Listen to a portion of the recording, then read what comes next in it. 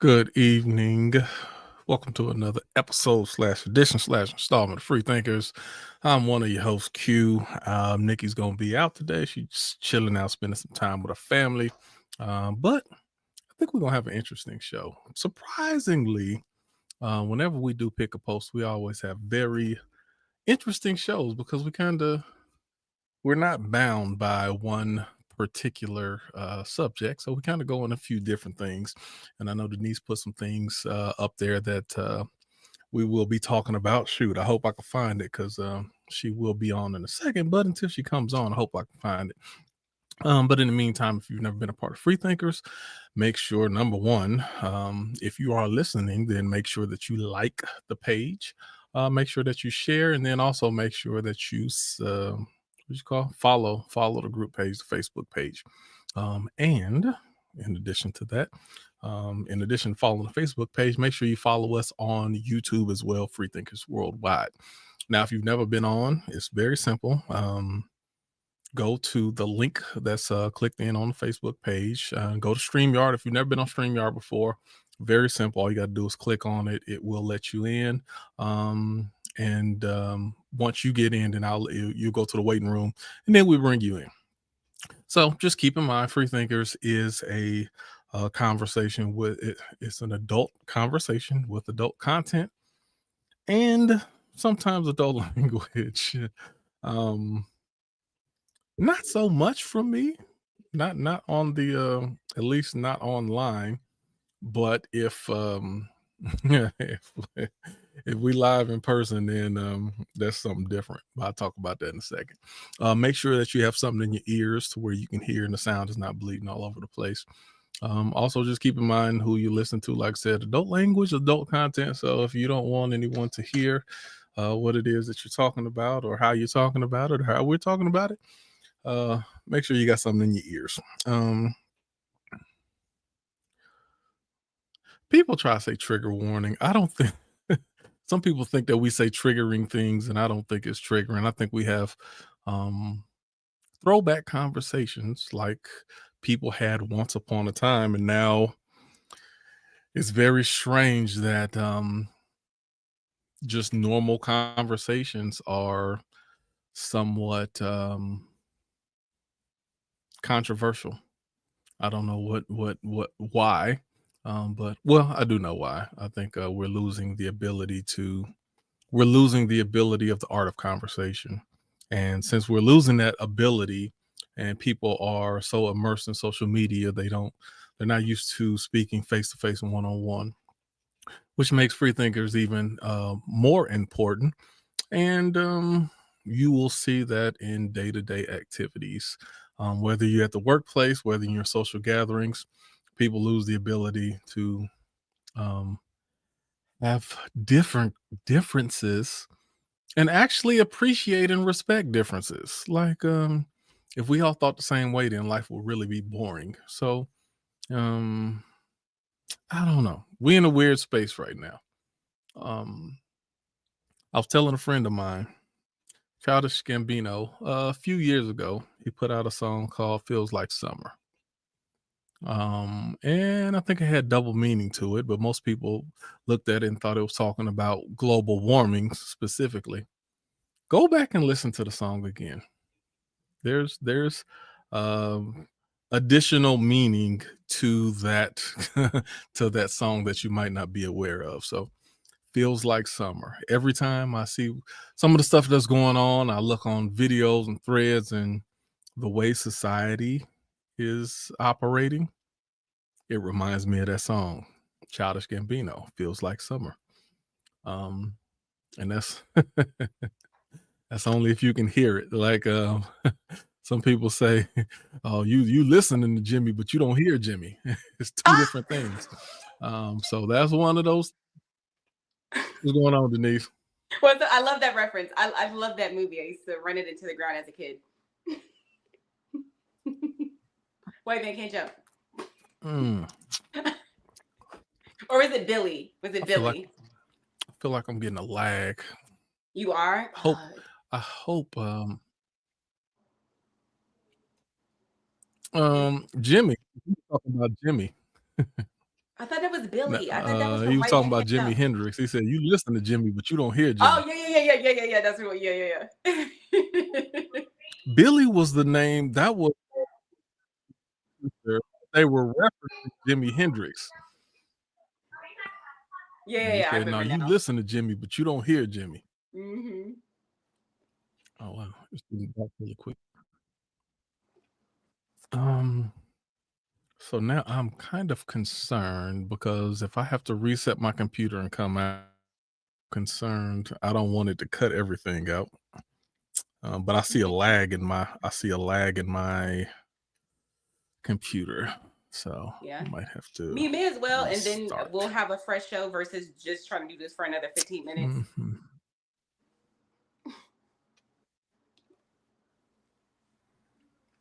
Uh-oh, see, you chopping up. I'm having a hard time hearing you.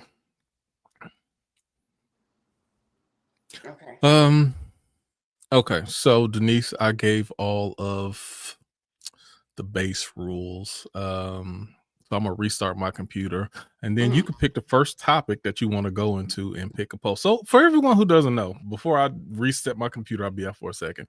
Pick a post is exactly how it sounds. So if you haven't been on our Free Thinkers page, then make sure that you go to the page, and we have a variety of posts and interaction that goes on throughout the week.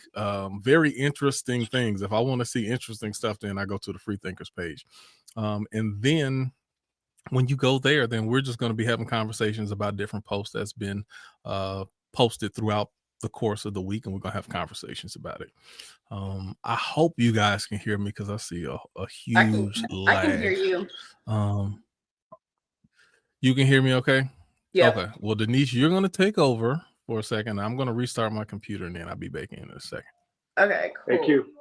Q, I can hear you just fine. I'm just doing All some things around the house, so I'm on mute.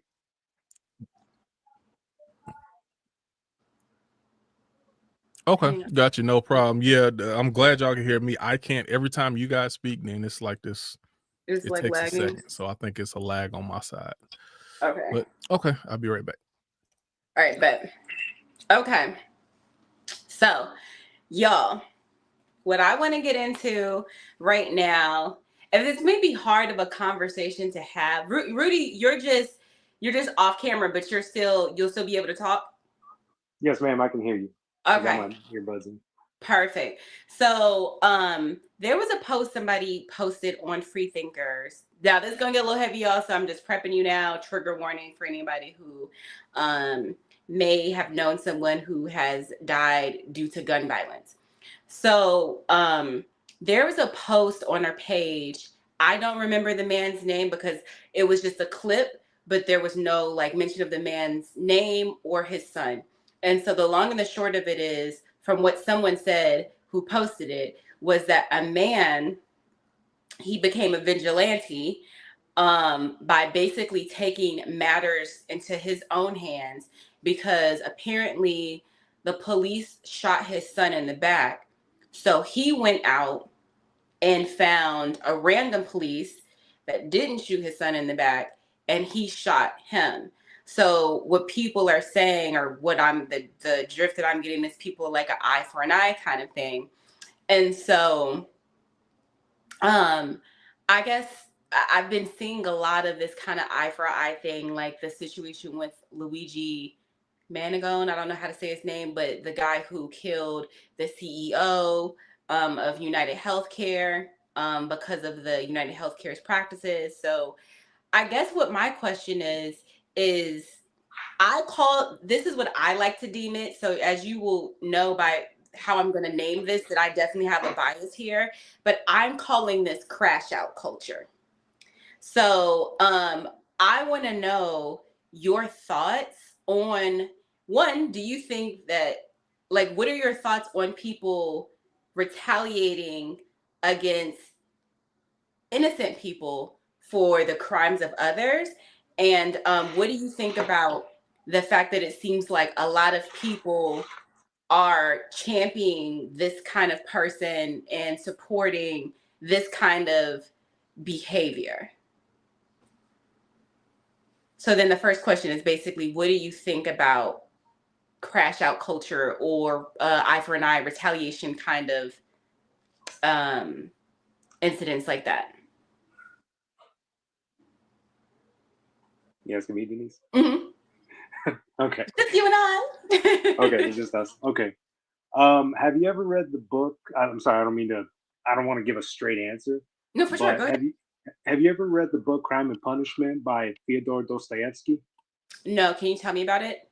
Okay, so it like last year I went down this whole little Russian literature Mm-hmm. on Fyodor Dostoevsky. I was reading a lot of his work. So Crime and Punishment it's about a young man in St. Petersburg, Russia in the 1800s. Down on his luck, he's trying to support himself through law school, at the same time supporting his his sister and his mother, and he's trying to make sure that he's making enough money and he wants to go to law school to help their family, because I think they used to come from like a wealthy family, but then they kind of like lost their money from their father in a sense, so they're used to like a high type of living, but now they're like in the low, right? So Mm-hmm. the son, because he went off to college, he's kind of like the one that's going to help his sister and his mother, Yeah. right, make it through life. So in this, and he pawns some things from a local jeweler that's in the area, like old lady, real shrewd, really it's like she takes advantage of people's like situations, Yeah. right? So what he does is like he goes in there and he pawns I think a watch, and he knows that this lady has a safe in the back of her house, like in the back of her room. Maybe not a safe, but like just a box where she keeps all the money. So he thinks to himself, well, hey, if I rid my like a lot of people don't like this old woman anyways. She's shrewd, she's mean, she takes advantage of people that are downtrodden. What would it matter if I killed her? What's it matter if one evil person is gone and I'm able to benefit from the situation? I'm able to get money, get some jewelry from the house, basically burglarize her. What does it matter? So he goes ahead and devises up a plan, and he does it. Kills the old lady with a hatchet. Takes money. Takes it. Yeah, it's brutal. You gotta read it. Like it's pretty bad. Like like when I'm reading it, there's a part where the old lady, she's like trying to protect herself like this, and dude just comes down with a hatchet and it slices her hand and goes right into her head. Dude almost gets caught. Runs off. Um, he runs off and he almost gets caught, but they put the blame on someone else. And to him, he's just like, "Hey, I'm scot free." But there's a detective. What's up? No, that's just really messed up. Just that part. Yeah. Right. He's Yeah. almost scot free. And there's a detective that just keeps pressing him and pressing him and pressing him, but he doesn't break, to the point where he finds out that there's another dude about to take the blame for it, and he just can't bear it. Like he's like, that guy didn't do anything. He was in the building repairing other apartments in the area, but the guy was kind of dim-witted. So he just kind Yeah. of said, "Yeah, I did it. Yeah, I don't know. I'm because he's kind of slow." So they Oh. put the blame on him, and they're trying to give him life, and he's just like, "Man, what do I do?" So he has that come to Jesus moment, as I like to say, and all of his friends are and he's asking his lawyer friends, his friends that are going to law school with him, hey, a bunch of like hypotheticals. Hey, what would you do in this situation if you did this? But what does it matter if this person was evil? This one person was evil, and they were causing all this mayhem. Would it be worth it? And at the end, no, the proof is in the turns- pudding of what you just said. Go ahead, Q. So that person's negative actions cause more negative effects that person did not intend on happening. But when you do negative things, then there's negative ripple effects that come with it every single time. You cannot throw negativity in the air and expect anything else other than negativity. So when you talk about trying to justify actions, then you can't justify actions by doing something negative and keyword is justify. It's not a just thing that you're doing. It's not a righteous thing that you're doing. If you're doing the wrong thing, it's never just or righteous. You can't justify it because there's always going to be negative effects that come from it. Now, what in this specific arena, would I do the same thing? Yes and no. Number one, I'm not just going off randomly getting innocent people, but hold on. My question is, like, in the case of the old lady, I heard your question. Or in the case of the case cop? of the sheriff.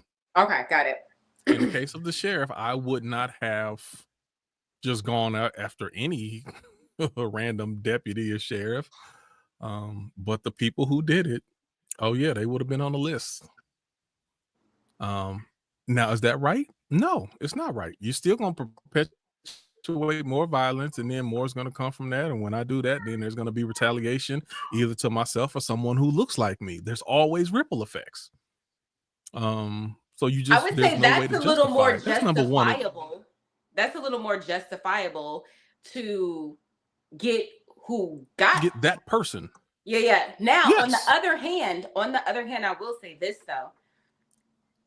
I have been in a situation where I have lost a friend to gun violence, right? And the real eye for an eye in this situation, if we're really breaking it down, is not be the sheriff's son, the sheriff's children. Yeah. That's the real eye for an eye, right? Because that's the only, like, because I feel like killing, because I've thought about the easy way out. That's the easy way out. They don't suffer, right. They don't go through, their family does, but they don't. If I make you feel what I felt, that is the true eye for an eye. And then can you stomach killing someone innocent to make somebody else feel that? Right. You know what I mean? And so, and then understand that you're still perpetuating hate. So even if you do that, then there's a good chance that officer or deputy is going to go out reaching for the first black guy with dreads on, and then they may be the next victim of something that they had nothing to do with. You're still perpetuating that hate. Yep. And so what I wanted to ask is to go back to your answer. What is your answer in this particular? I know you were telling the story for a reason. Right. So in the story, it's asking if it's do we merit, like, is it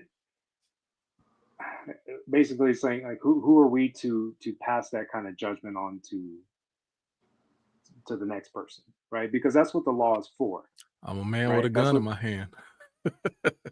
What was that, Q? I said, I'm a man with a gun in my hand. That's who am I to justify that punishment? I could see in the moment, in the heat of passion, I wouldn't get in your way, obviously. Okay, Rudy, let me take it a step further. Okay, go ahead. If someone does that to your son, when isn't the heat of passion? Ooh. Honestly, I don't know. It could be 10 years later, and I still can be extremely passionate about what happened and my desire to get retaliation. Of course. And I think we saw that in the case of, guys who know who Cain Velasquez is? UFC I know Cain Velasquez. I didn't hear about that story. What happened with that? So supposedly, like a child in his either his son or somebody in his family, young kid, was being molested at a daycare center repeatedly by a guy, and he jumped in his car, drove to, and there was a high-speed chase. He was chasing the perpetrator, and he was shooting at him as he was driving high speeds on the highway and everything. So they booked him in California for attempted murder, and they were able to.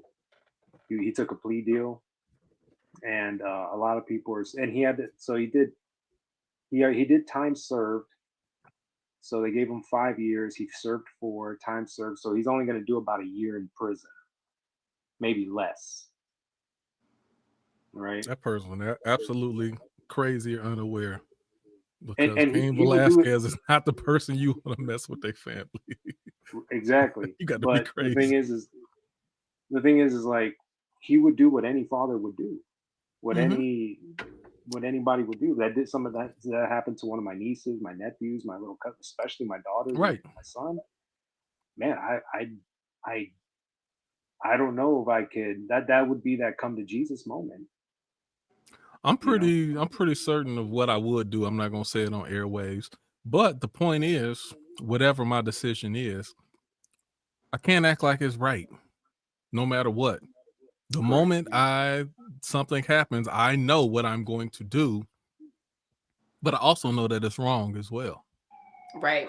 And the dangerous part is when we start trying to justify wrong and saying it's right. I hope we don't get to a society where we try to justify wrong, because We're there already. wrong We're is there yeah, already. but wrong is never Yeah. right. Now, It could be understandable, but at the same time, I could also be like, yeah, you got to go to jail for that. You made a decision. You need to suffer the consequences. That is what I think people need to. If people change their language with some of this, I think I would just have less of a kind of a bad feeling about it. If people were saying, hey, what this person did was wrong, but I understand.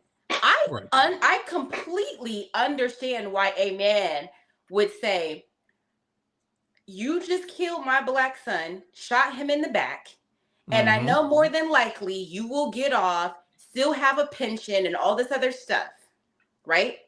And so I'm going to take matters into my own hands because I do not trust this system. I'm Right. livid and somebody has to pay. Do I understand that 1,000%? And I can't even So, say Denise, 1,000% because I don't have a child. So I Denise, don't even want to know what that's like. But is it right? No. No. I got a question. Mm-hmm. So I don't understand. I don't know exactly what the entire story of. I barely saw that. I saw that yesterday. I Mm-hmm. just saw YouTube clips of it real quick, but I never got a full context. Can you guys kind of fill Me me in either. on- So Okay. I'm basing this simply off of what somebody put in Freethinkers, and just to be clear for anybody watching, this is information that I got from somebody in the comment section. I ain't have time to go and look it up and see what actually happened, but based off the information that I got in the comment section, the person was saying that this man's son was shot in the back by another cop. So the father took it into his hands to shoot an innocent cop because he was like, you took mine, I'm taking one of yours. And that's the context of what I have, but I don't have the name or But any the of that premise information. of it is still applicable, even if we don't know the details. So I got Right. you. Right. Right. Oh, so now, okay. So while I was restarting my computer, there was one thing that you said, Denise, that I wanted to question. Mm-hmm. You're talking about crash out culture, and then you talked about the father in return taking the life of an innocent person. Mm-hmm. My question is, was that person innocent? And what I mean by that is, if you are a part of a group or an organization or a gang or a group, and you don't speak out against the wrong that group does, how innocent are you? We don't know that this person didn't do that.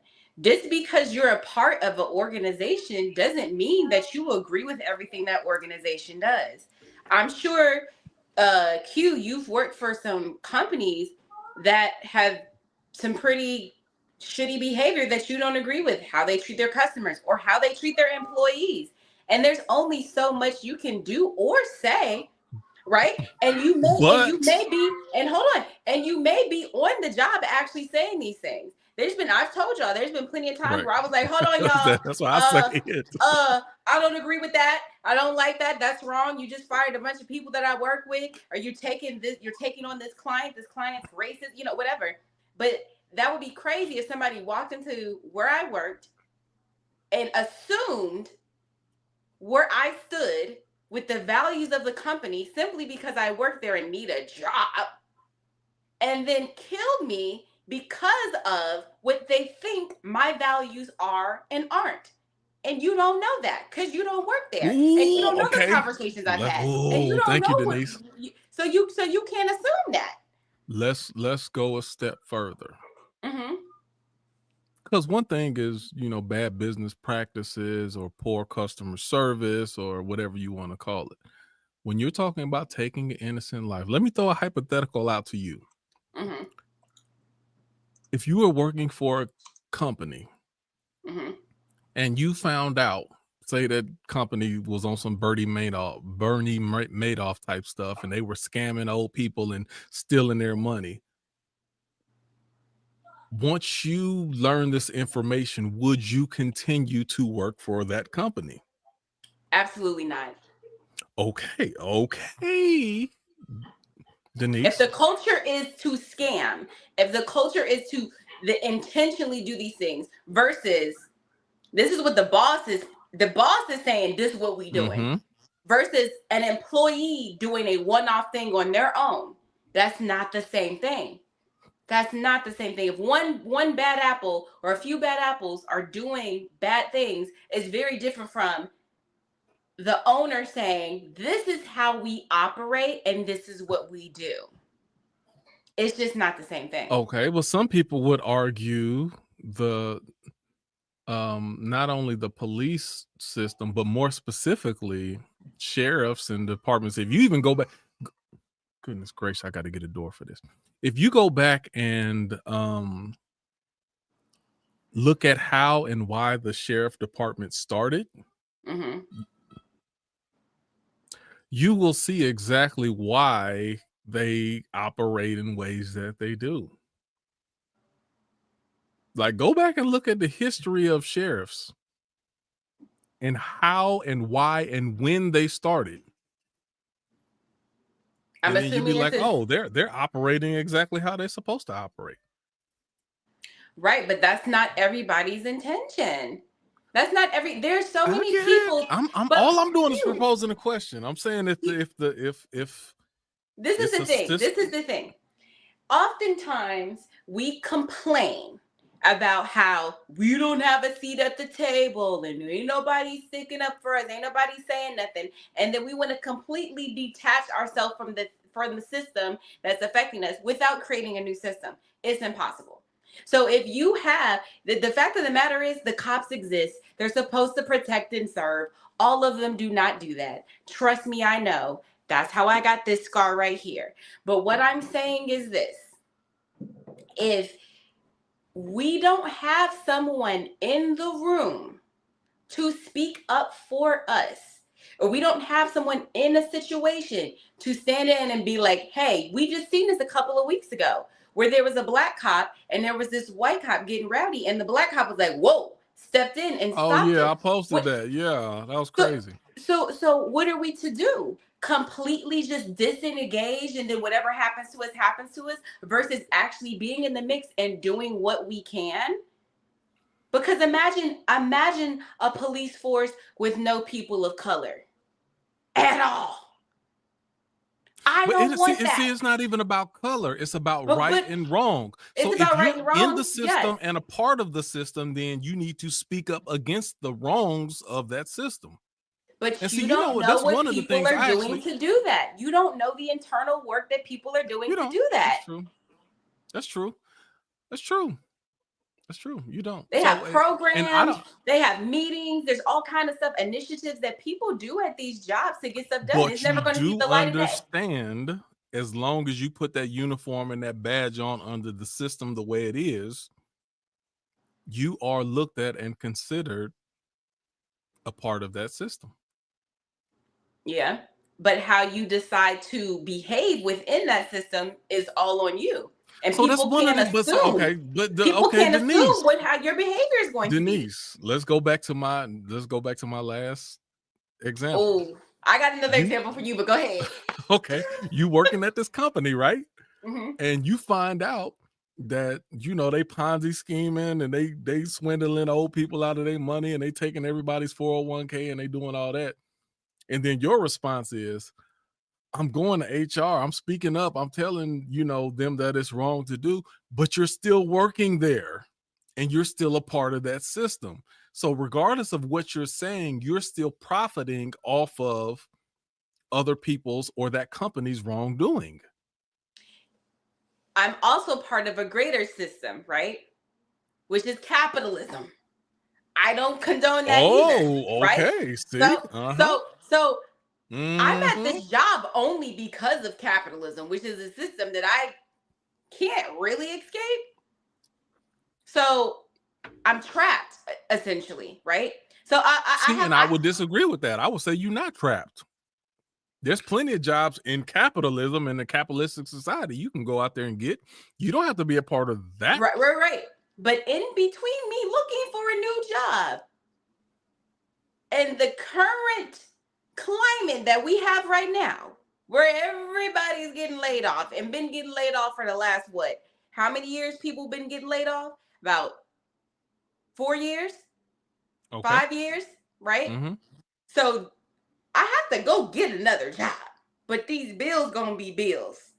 And in between that time and that time, I got to figure out what I'm going to do, right? But you realize in that time, until you do, you are considered part of the problem. You are a scammer and a swindler, and you're someone who's stealing pension funds and 401ks out of the old and retired people's accounts. And if I'm speaking up at the same time and saying, hey, we got to figure this out, if that's not my actual And job, I'm telling you, I don't care what you speaking up against. You work for them and they took my money. Okay, I got a question for you, Q. You part of the problem. Okay, Q. I got one for you. And really jump in anytime. This is I got one for you. I got one for you, Q. Okay, let's go way back. Right? Way back. Let's go back to slavery. Oh wow, you did go way back. I don't know if this is going to apply if you go back to slavery, but let's go. Let's go back to slavery. Let's go back to the house slave. Now, the assumption was with the house slave, they get the better treatment. They're in the house telling on everybody. They're doing this, they're doing that, they're benefiting. Whoop, whoop, whoop, whoop, whoop. Right. Right? Do you think that there weren't some house slaves in that house getting the details, getting the rundown, and when ain't nobody looking, being like, hey, y'all, this is what's going down. This is what's happening. This is probably the best time for y'all to leave, getting all this intel so that they could help the slaves who were outside be freed. But they could very well look like they're part of the system too. But you can be working the system to help the people who are being disenfranchised by the system. So when the slaves overran the house, that house slave wasn't going to get caught up in the mix. The rest of them were, but you know why? Because that house slave made it known and open to the opposition what was going on. Now again, let's go back to the sheriffs. If you're not openly speaking and opposing what's going on, then you get thrown into that mix. Some people will have the knowledge of the house slave working for them. Everyone can't know that. That's not information that's privy to everyone. And if you Everyone can't, then it's that. a dangerous thing to be a part of a corrupt system that doesn't, that speaks poorly of what you represent. Is you got to be incognito sometimes. You can't always go in. Or you should leave. See, let me think. The house slave should leave and go where and do what? Yeah, see, now that is when your analogy breaks down, because there's limited choices of opportunity. Not really. You remember we always said there's always a choice. No. Now you didn't went over to Kanye West now when you talk about this always a choice. And back in slavery times, there was not always a choice. Now no. That analogy doesn't translate over. There was back in those days, there was not always a choice. There was a choice. The choice is just not a choice you want. The choice could be running. The choice could be dying. But you have a choice. It's just not a choice you want. And it's the same thing with the job situation. I could choose to be really noble and I'm going to leave. And who cares if my bills get paid or if I eat, because I'm a noble person and I'm going to leave as soon as I find out. If you were faced with a life or death choice, then people would differently understand why you make a choice. But when you're talking about, you said you're capitalist And It's you're talking relative. about your paycheck being affected versus you just finding another job that will give you a similar paycheck. That's not the same thing. No, So life or death is relative. If I can't feed myself or pay my bills, because what you're telling me is as soon as I find out, I gotta that quit. doesn't translate over. In capitalism, you can find another job. I can even if you have to Uber and DoorDash for the next 3 with what months car? until you With you what can car? rent a car. Rent See, a I don't want to car. get in the mud. I don't want to get in the mud, but Uber will allow you to rent a car to do Uber and DoorDash. Like there's way, if you want to get out of a corrupt system, there's ways to do it in capitalism. Now you going back to slavery times, that's a different thing. Those two things don't translate over. What I'm saying is it's relative. Survival is relative. Life or death is relative. So if it's about my survival, that's about life or death. Though. That's not life or death. When you are a house slave and if you betray your master, someone can literally take your life. That's not the same as you quitting a job and you not making the same paycheck that you were making before. Not the same paycheck, but it's, you know how hard it is to get a job out here in these streets. And you're saying, oh, it may not be the same. It may not pay me the same. It has to pay me the same, or I don't have a place to live. That's the thing. It's not that I can't. Or maybe I have to downgrade my place to live. I can't train. Do you know what it takes to get into an apartment out here? I can't just once you said you're going back to slavery days, I'm like, this is not going to translate well. It translates very well. No, in theory, but in actuality, it's not the same. It's relative. It's relative. It's relative to the times. It's relative to the times. We can't be enslaved now, but we are enslaved because we're enslaved to this system. You're trying to take technical life and death and comparing it to actual life and death. Your livelihood and how well you live and can you maintain your rent is not the same as someone actually taking your life. Those are two different things. They don't translate over. If you don't have a place to live, right? And you can't eat, you're on your way. Still not the same as someone having the ability to take your life. Hold on. You don't have a place to live. You don't have, what do you need to survive? Food and shelter. If I stop eating, how long is it going to take for me to die? If I don't have a place to live and I'm in these streets, how long is it going to take for me? Come on. You're thinking about a man. I'm a woman. Think about a woman out here. This is the truth. And you, Rudy, and I all know this. Everything that we may struggle with right now. You live in New York and Rudy and I live in the Austin, Texas area. Mm-hmm. Everything that we struggle with, as terrible and as rough as life is, and I can't survive, I don't know how I'm gonna make it month to month. Choice wise, I could easily move to Iowa and I'd be just fine. Okay. I could move somewhere that rent is not going to cost me, my mortgage is not going to be $4,000 or my rent is not going to be $3,000 and I'd be just fine. I'm just saying there's options. It's not the same as life. When you say life and death, it's not. So if I chose not to stay at the job I'm at, maybe I can't afford to live in Austin anymore, but I could move up the road into a less metropolitan-ish town and I'd be just fine. There's options. If you decided to leave out of New York and go somewhere where the rent was a third of what you're paying right now, you could do that and you'd be all right.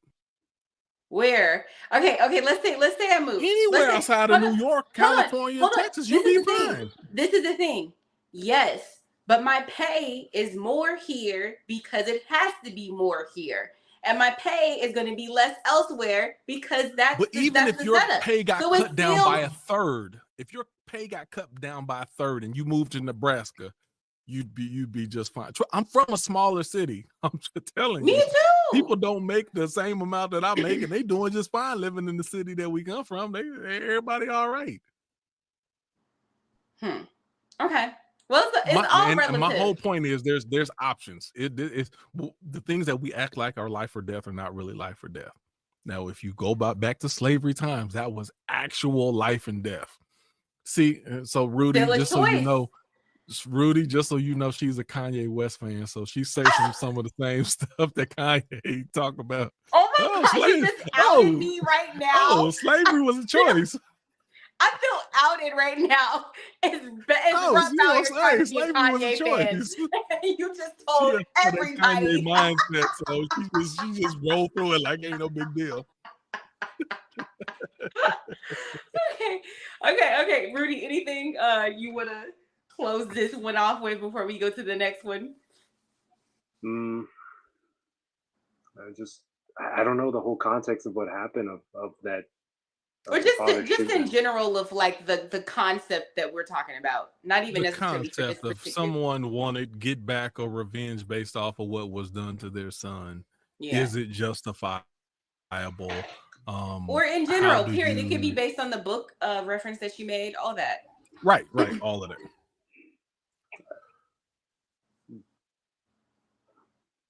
I guess I would say no. It's not justifiable.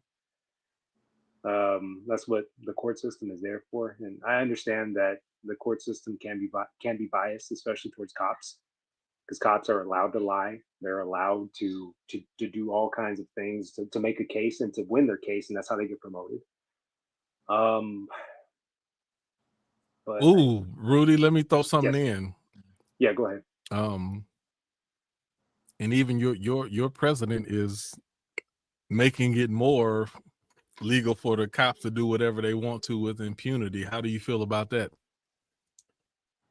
I don't know what do you mean? What do you mean by that? I don't. So, that adds a different element to this, Q. I'm glad you brought that up. Our current president is making it to where law enforcement who in past could be sought out criminally or civilly for wrongdoings when it comes to brutality or unjustified force. They're passing motions right now that makes it to where pretty much police are untouchable regardless of what they do. How do you feel about that? Man, I would say protect yourself at all times. Have a camera on you. Have some kind of device where you can show that you have that can show what happened. That's if you make it. If you make it. But I mean, I don't want to say this from a privileged standpoint, but I haven't had a lot of encounters with cops. I think the last encounter I've ever had with a cop was I was like 16. I got a speeding ticket. It was really quick. Here's my insurance license, and that was it. I mean, I'm not saying it can't happen to me, but I haven't had a bad interaction with cops, to be honest with you. Thankfully, may have been my upbringing, may have been where my parents we all lived, may have been. I just wasn't in. I just was kind of a loner, and I had a small group of friends where we just kind of didn't do anything that was questionable. Yeah, I've had both. There's a lot of routes I can go down that angle. Yeah, it is. I know, but in college I did have an interaction where I was with a buddy of mine. He was black. One of my fraternity brothers. He was black. Picked me up from the airport. We were driving. We got pulled over.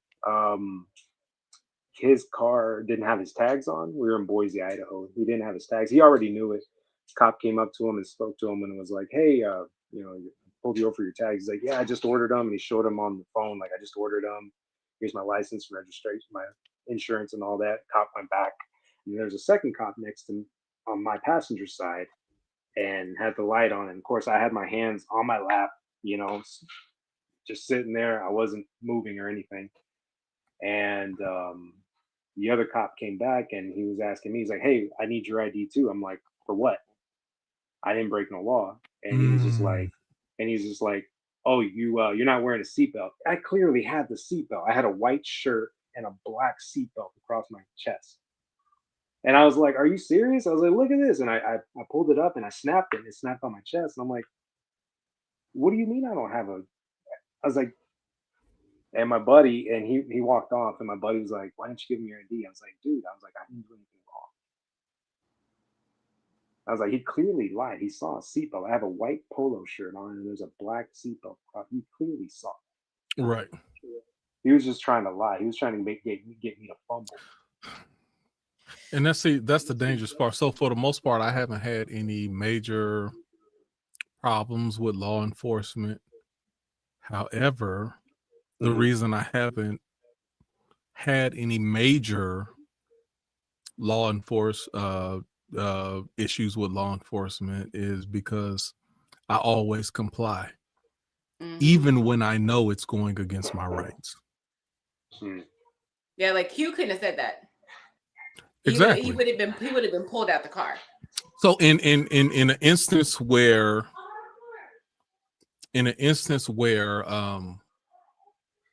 I want to question authority, or I want to give an explanation like, no, this is against my rights. Why are you asking for my ID?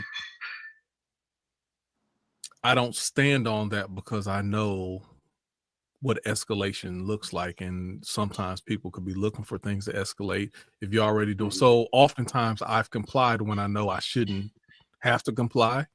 I shouldn't have been asked to come step out of my car. I shouldn't have been allow for my car to be searched. Now, I'm not involved in any criminal activity, so that makes it easy, but I know that my rights are being violated. But to keep the peace, I just comply. Is that right? No, it's not right. But you do what you do so you can get home. Yeah, some people they refuse to take the Q route because they want to speak up for themselves. They want to do that more than they care about or are thinking about going home and making it to their family. And so with that, then those things kind of escalate and become things that they don't need to become. Not all times, but sometimes it's that when a person's innocent and it becomes that, it's just a person being like, hey, no, I'm not okay with this. So. Yep. Okay, what's the next topic we got? It only took us an hour, but we still got time for that's good. What else was there? Want to do something completely random? What else did I send you? You sent the one about the thing about what about the thing about the dad, like parents owing their children? I think that could be a good one. Oh, yes. That's a good one. So that was Charleston White. I have definitely a love-hate relationship with Charleston White because he does a lot of hate. I'm like love this one. Love he does a lot of trolling. So yeah. Like he specifically does things that bring forth clickbait, and he says things that he knows is going to go viral. And I don't really operate like that. So it bothers me that whenever I have to ask myself, is this person being genuine or not, or are they doing just something to grab attention? And it sometimes it turns me off on it. Sometimes I think he does it as a means to an end. He does, and that's the love part about it. Because he does do things to grab certain attention, but there's other things that he does to just to stay relevant. Okay, so hold on a second. Let me go. Yeah, they make bills. Do they owe you?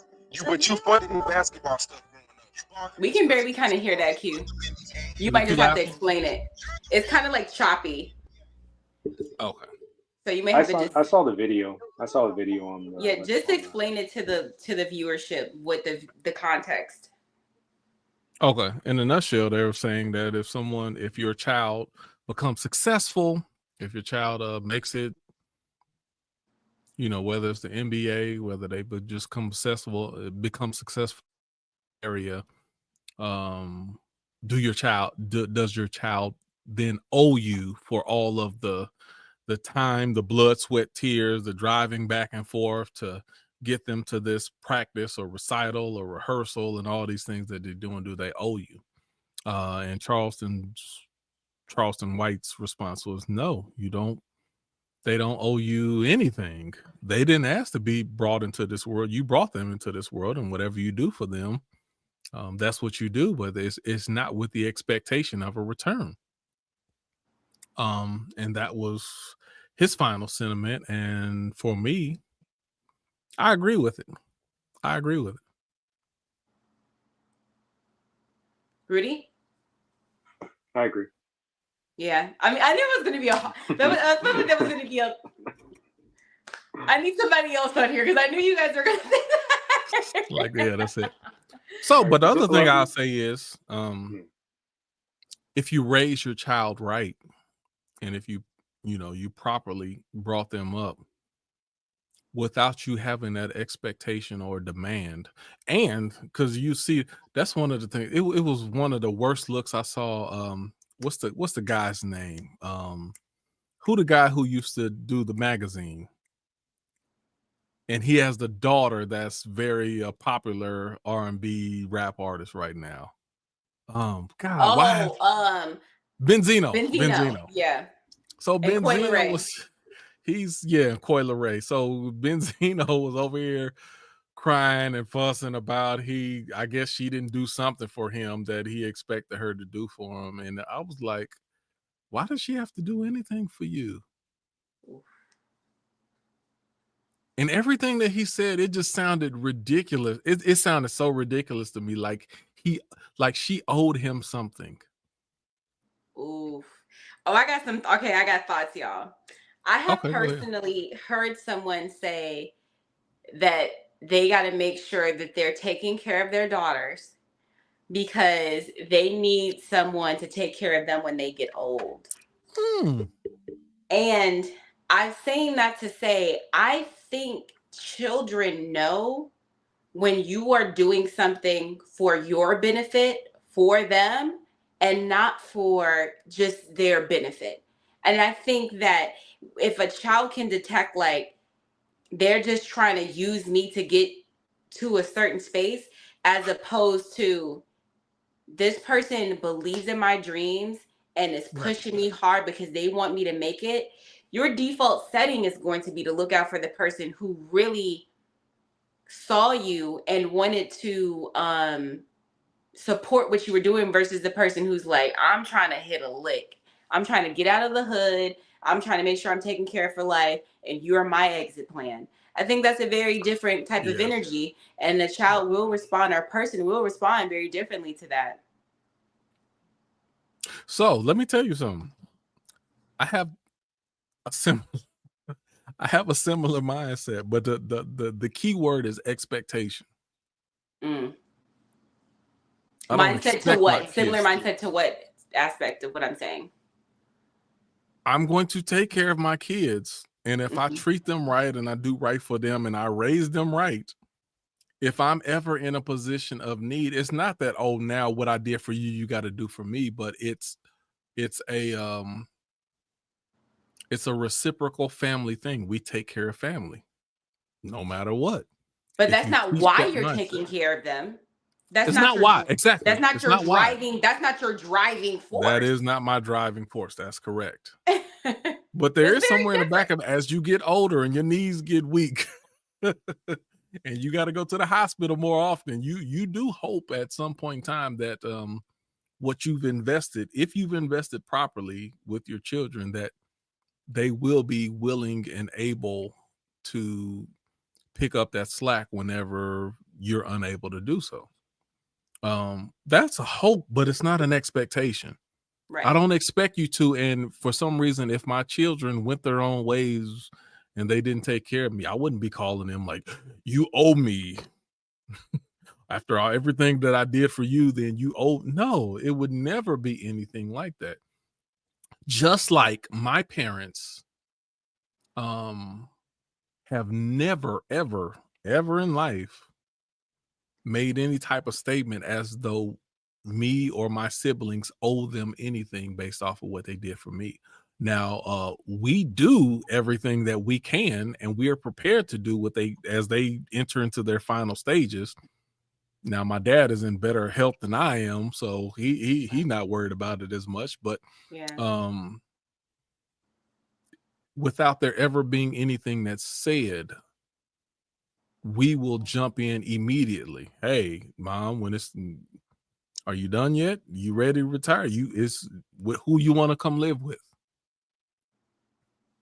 And that's What? because the same Right. energy that you're speaking to, Right. that's how they were as parents. And I know that because you wouldn't be that dedicated to them if they were not that dedicated to you. Exactly. Again, so if you raise your children right without you ever saying it, then it will be a reciprocal thing that it's an automatic expectation that we're going to take care of you when you're no longer able to take care of yourself.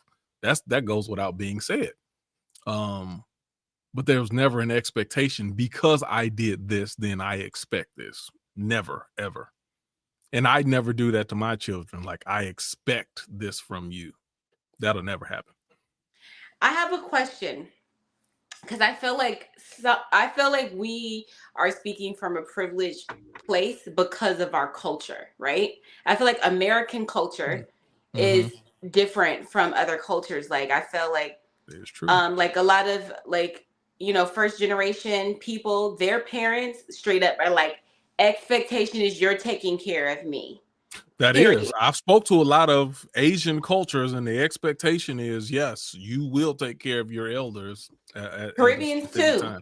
Yeah. Okay. So I wonder, like, if you had a friend or you met someone who was like, hey, I'm not actually in a financial situation to be able to do this, nor do I actually even probably want to do this. How do you, what advice would you give that person who's in that predicament, possibly dealing with the guilt of not wanting to take on that responsibility? My advice is always do what you can. You can't do what they're asking. What can you do? And that's what, and I've said this many times with my friends, my family, people I'm close to. Denise, if you reached out to me and be like, yo, I need $1,000 of blah, blah, blah, blah, blah. And I might be like, okay, I ain't got 1,000, but I got $25 that can help, you know, fill up half a gas tank, and that'll get you to whatever you can. Just pure out no is never an option for me. If my friends reach out to me, either I can do what they're asking or I can do what I can. That's always going to be the issue. Like, do what you can. Like, no, I ain't got it. Yeah, a lot of times I ain't got it, or whatever situation I'm in. But what can you do? That's always my stance. What can I do? And my question to you is, when you say can, it's what can you do that won't inconvenience your whole entire life? Or if like this is your last $25, I'll give you my last. Like, what is the can? Can is in the eye of the beholder or possessor. I'm asking you. That could mean a lot of different things. Now, maybe, you know, so for instance, there were certain things that people asked me, you know, I need this, or can you co-sign on this and this and this and that. At the time that they were asking me, I was in the process of closing on a house. So could I do it? Technically, yes, but you can't be randomly spending money. If you ever try to close on a house, you can't be randomly spending money, or they will deny your loan. So you just can't randomly go off doing. So you got to be like, yeah, I can't do that right now. This is what I can do.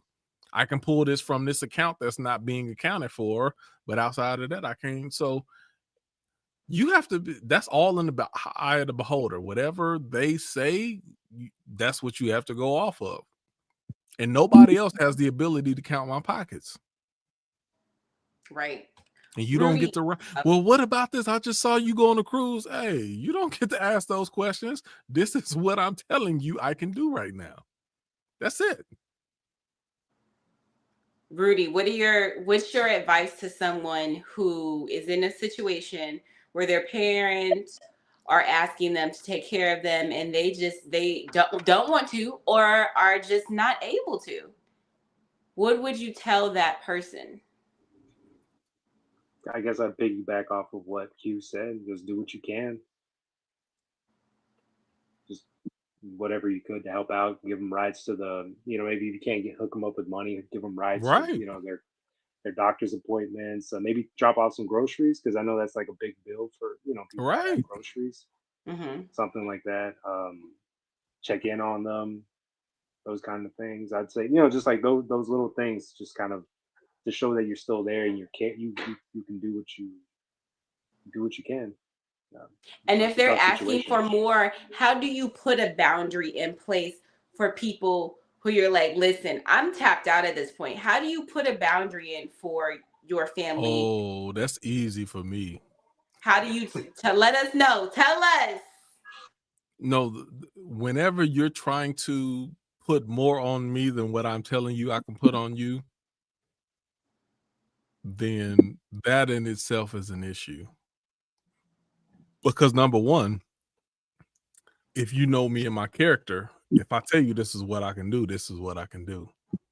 So by the time you're trying to tell me that I can do more, you expect me to do more, you are in a state of selfishness that I don't have to respond to. Ooh. Because anybody who knows me, when I tell you this is what I could do, I'm absolutely doing everything that I can do. So yeah, once you get to that stage, then I'm like, oh, okay. I might not do nothing else. Yeah, I might not do anything violent. else for you. That could be it. Yeah. Nikki, what made you hop on? Was something said? Like, what made you go, I gotta get in? No, actually, You just finished your dinner? I just got home from dinner, and it was very my dad was all through it. So like we walked in, his fucking favorite song was playing on the radio Oh at man, the restaurant. That's Me crazy. and my sister, we all stopped dead in our tracks. We about to start two-stepping and crying at fucking Golden Corral. Oh wow. That's We crazy. get our food, we sit down, and like a couple tables over, they start singing these people happy birthday. I was like, all right. And then our waitress, oh my God, my dad would have loved her. She was just cool in the fan. She was so cool. So, it ended up being a better ending to this day than the way the day started. So I just got home and I was like, let me jump on. I was like, because I know Q finna shut off at 9:30 on the dot. I love that, y'all. Like, we've talked about that on the show before, how like if you pay attention, they show up. Your loved ones that have passed on, they show up.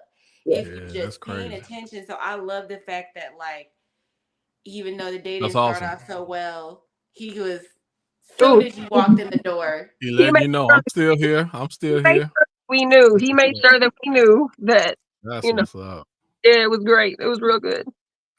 Wow. Yeah. Thanks for sharing that, Nikki. That's awesome. Thank you. I'm about to cry for you. Don't even. Right. Because my glory tear is trying to come. Like, it was my sister and all the kids, and we're just like, oh my God. Like, of all the songs, are you serious? It was crazy. And then our waitress lady, so we gave her some money, whatever, before we left. And she was just so cool. So we were like, I was like, today's my dad's birthday. He passed a couple years ago. And so we told her all the little, things that have been happening in there since we've been there. And that was his favorite little spot to go. And she was like, baby, that was nothing but God. And I was like, I'm gonna go with you on this one today. But it's so much, energy never stops moving. I mean, in death, I believe that people still try to communicate with the living, and this is just how, right. Just like all week long, I've seen a red cardinal around the house. I'm like, every time I see it, I'm like, hey, what's up, Dad? So, wow. Energy does not stop moving, right? Like, Nikki, can I tell you this? Yeah. On my life, I was on the patio and I saw a red cardinal. And I was like, on my life, Nikki, I was like, what does that mean? That means something. And I look it up. I'm like, what is this? What is today? Today I saw this. You'd never heard of the cardinal reference before. I knew it's like reference a few things, but I never knew what it was. And wow. Okay. Yeah. That's a loved one. It's supposedly a loved one coming to see you. Wow. That's beautiful. Okay. I didn't know that. Yeah, crazy. So I had a couple minutes to jump into church real quick. So I figured, let me come up here and see what y'all doing. I have no clue where y'all. Speaking of why Nikki is here, I'll tell y'all. Last week, it was so great. Last week, we had such a good time. It was awesome. The in person is something different. Yes. 3 new people showed up for in person. I was like, oh my God, it was so great. It was really Look, awesome. our Like we speech had a worked, really y'all. good time. Q be hounding his folks in them other spaces he be in. They be showing up though. What? Yeah, it was great conversation. And see, so that's one of the things, just to let you know. So a lot of people who, and so what you got to realize is that whatever you're doing, especially free thinkers, something that you do on a repetitious basis, people have their own routines. So you have to make yourself a part of another person's routine. That's why I'm a really big stickler about not canceling shows. You always We have. don't cancel a lot of shows because you become a part of people's routine. And if you get out of their routine, then they find other routines to do at that time. So there's many people who I know like, hey, you know, Tuesday, that's when I check in free thinkers. They have an expectation. Yep. Monday, that's when I check in a high IQ. They have an expectation. If you break that routine, then they find other things to do. And all in the opposite manner, people have other routines that they're doing at that time. So just because you send out invites and people, you know, I have a lot of people who respond to, oh yeah, I'm gonna have to check it out sometime. But they, you know, they may say that for months, but they're not a part of our routine right now. Right. Yeah. Once you become a part of the routine, then that changes. Now, if free thinkers hits the top of their priority, now free thinkers is a part of their routine. Whether checking it out weekly or showing up in person once a month, that becomes a part of their routine. So I understand how routines work. So a lot of the people who I've reached out to them for months. Well, that's what your one friend said. He's like, Q been telling me to come forever. Right. And he said before he left, one of the questions that Q had asked him was about, you know, if you knew better, you do better. Somebody had mentioned self-care. Like if I tended to my self-care or back then, I would have done XYZ. And so we got to him and he was like, this is what I should have been doing. He's like, I should have been coming to this on Tuesdays. And we were like, well, goddamn it, you here now, you know? But he was like, he's like, just be in this space and have these conversations with people. And, you know, it was his first time coming. And like you said, you'd asked him for years probably to come. And he finally showed up. But I also think, you know, and I believe everything happens for a reason. And I believe that people cross paths for a reason at the right time, at the right space, and so on and so forth. You know, whatever's going on in his life now is a good time for free thinkers to be introduced into whatever space he's in. So, you know, I mean, I've got friends who I too have been asking for years to come do this thing, right? And everybody always says, "Oh yeah, I'll do this when you know." Right. But they come when they're ready, and I think that's what makes it the absolute best. Is even if you don't stay for a long time, like there's a part of it where you don't forget what these Tuesdays are. You know, I was explaining this to somebody just recently over the weekend. I was like, before this was even free thinkers, this was like church. I said, I've been joking about this as Tuesday church. I was like, we've been doing this for so long for Tuesdays. That's just what we do. If you don't know where we're going to be at, you know, on Tuesday, we're going to be somewhere. Tuesday Night Live is always where we are. But and that was just my whole thing is, I guess my whole thing was saying that is, you know, just if you've invited, not even just here, if you invited someone to do anything, just keep inviting them. When the right time comes, then it'll be the right time for them. Yep. That's all. And there's several people I've sent out messages month over month, and you know, when the right time is, then that's just when the right time will be. And don't take it personal when people don't. It's, you know. Right. What are you saying, Denise? I was saying, like, don't find offense in people not coming. Like, don't personalize. Like, don't internalize that. That's exactly what I was just saying. Yep. Or support, you know, or support at that moment or whatever. Like, because it's so easy to internalize a lot of things. Today has been a don't internalize that kind of like speech I've been telling myself all day, you know. But it's important not to internalize because you don't know what other people are going through. You don't know what other people are thinking about. We are not the center of the universe as much as we like to think that we are. And so it's just important to like give people space to be exactly who they need to be in that moment, and understand that like when the time is right, like y'all said, that's when they'll be there. They'll be there when they need to be there. And that's one of the things that I consistently say as a churchy person. There are a lot of church going people who look down or look differently of other people who are kind of inconsistent when they go to, you may see them for a couple months and then they might disappear for a couple months and then you'll see them again, 2 or 3 months later. And it's like, where you been at? I know a lot of people who are very judgmental when it comes to people who are inconsistent with church. But what I realized a long time ago is I'm not any better than anybody else. I just, church has always been a part of my habit. There's been times I went to church and I didn't like God and I hated the church and I didn't like church people and I thought they were all hypocrites. I thought all of these thoughts that a lot of people think, but my habit was to still show up. So it wasn't that I was better. I just had a different habit because growing up, that's all I did. That's all I knew.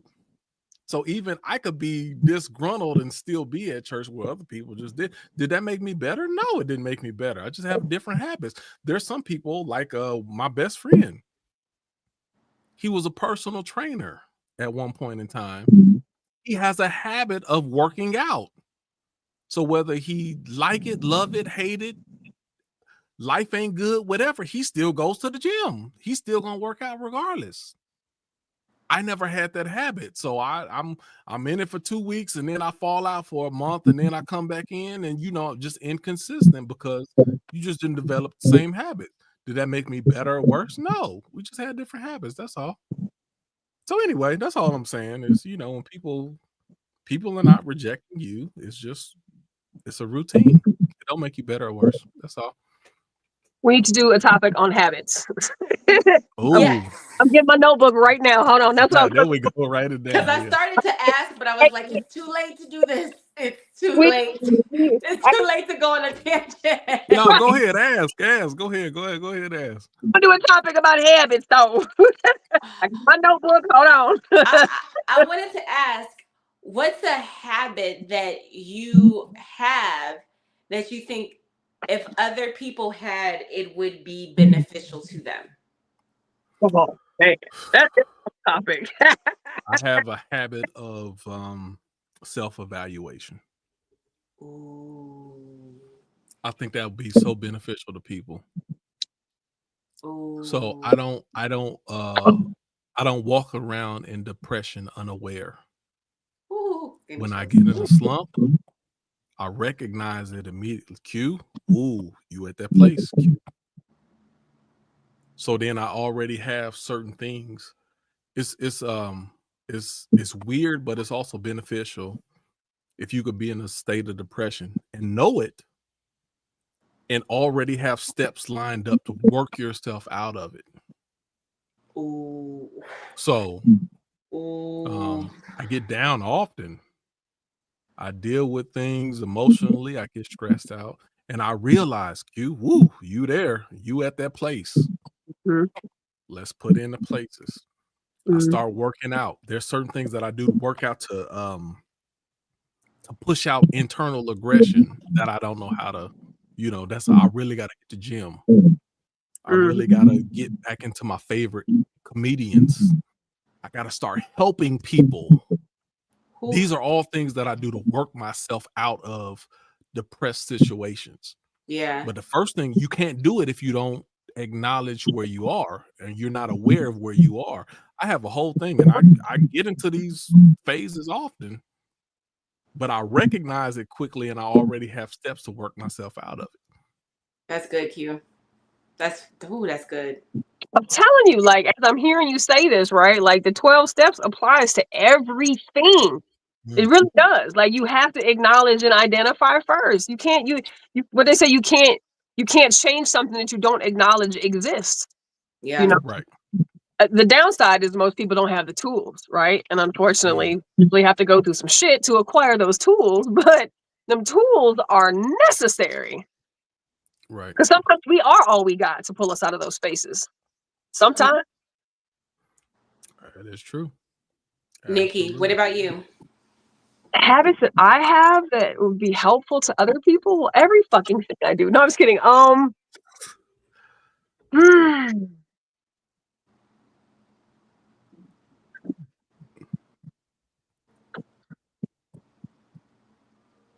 Do I have a habit?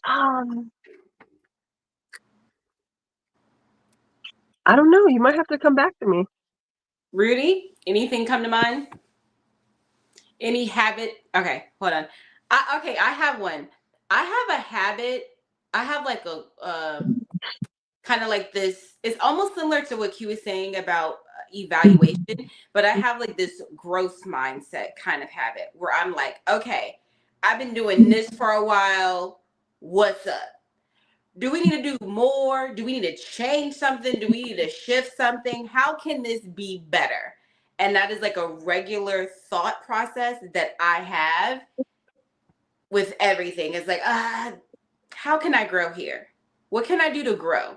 And then I will make the adjustments so that I can grow. And I feel like if more people were like that, because I feel like I'll find myself kind of in a like, this thing isn't working. Okay, well, why isn't it working? Am I going to keep doing the same thing that isn't working? Or am I going to find something else and try this new thing that could possibly work? So that I'm not stuck in this rut of, no, my life, it doesn't work for me. Nothing ever goes right. Like, no. Okay, let's figure something out. Like, that's my mindset. I got to figure this out.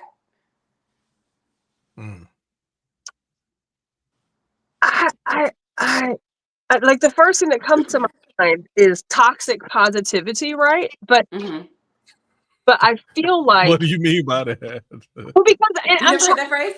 I'm trying to think of a habit that I have that I feel like would be beneficial to other people, and I just feel like the way that I process things, right? Like I'm very much, I don't want to say I have calmness or peace, but I do, right? And so I think that the reason that I have calmness and peace in a lot of situations, like my daughter used to ask me all the time, she's like, I don't know how you don't crash out. I was like, well, I could.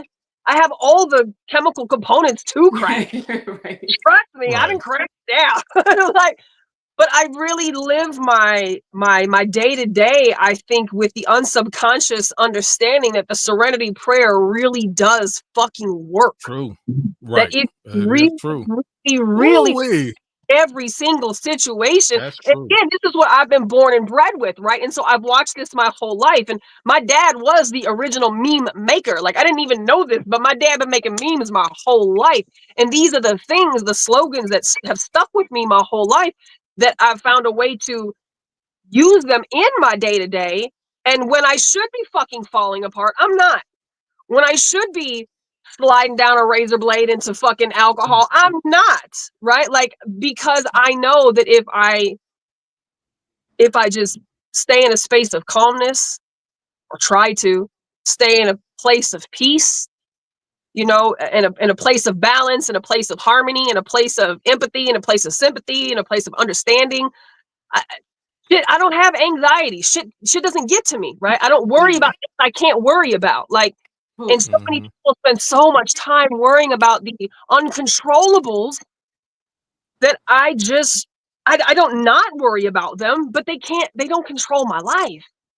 I'm not fucking worried at night because XYZ. I worry about that shit when that shit comes. So I don't think that I'm detached from a lot of things. I think I'm very attached to a lot of things, actually. The way that I deal with things is very much control what you can and let the rest be whatever it's going to be, whenever it's going to be. And that's just, I don't know. That's how I have made it through some of the most fucked up situations, you know? And the older I get, the more I realize if I don't apply that, it is going to take a hold of me mentally, spiritually, physically. And I don't want that, you know? So I don't know, but I guess that kind of goes along with maybe practicing what you preach. So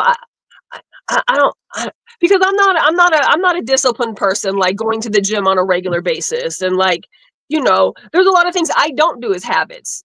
I don't even really know if I have a lot of habits. But my thought process, how I think, what I allow in and what I allow to come out is definitely something that I have, I feel like mastercrafted, you know, over some time. That's Yeah. become what's kept me afloat. So I know if it works for me, it gotta work for somebody else. Yeah. Yeah. You can't tell nobody that. Rudy, did you come up with something? Yeah, I would say good habit I have is discipline with money, Mm. denying myself what I want in the spontaneous moment now to get a better investment later on. That's something that has helped me for the past 20, well, almost 20 years. Are Something you that like that just with money or just like across the board? Is that something that you do? what do you mean by that? Deny yourself the right now pleasures for a long-term goal. You know what? That I've noticed that something about me is that when I eat something, I always eat the things that I don't want to eat, and I wait for like the very end to eat something. Like the thing that I want the most, I'll wait to the end. That Mm. makes sense. Yeah. I need to get to that. Right? Like I just it's something that my wife kind of noticed. She's like, you always eat the things that you don't want first, and then you eat the things at the very end that you love at the end. I'm like, I That's saved good. the best for last. I guess you could say I saved the best for last. Okay. Yeah. That Okay. makes sense. Yeah. It corresponds. Like, So I'm translating. Get out of here so I can have good memories at the end. I'm translating that you do what you need to do first, do what you want to do later. Right. Yeah, I guess work and then Because I play. mean, even with food, let me eat what I need to eat, what's actually beneficial for my body before I eat what I want to eat. Right. Yeah. interesting. That's Because the good. That's really good. reverse is disastrous. You always eating what you want to eat and then saving what you need to eat as last. Then that don't leave your body in a good position. Yeah, It's and I do funny. that with money. Like I'll pay everything in cash, what I need to pay with cash. Right. Very little with credit, Yeah. and then I Right. put my investments, my IRAs, my investments, my mutual funds, everything, and just like whatever I have left is my little fun money, I guess you could say. But then my Right. kids take half of Mhm. that, so I'm like, It's funny because Priorities in everybody alignment. mentioned. That's good.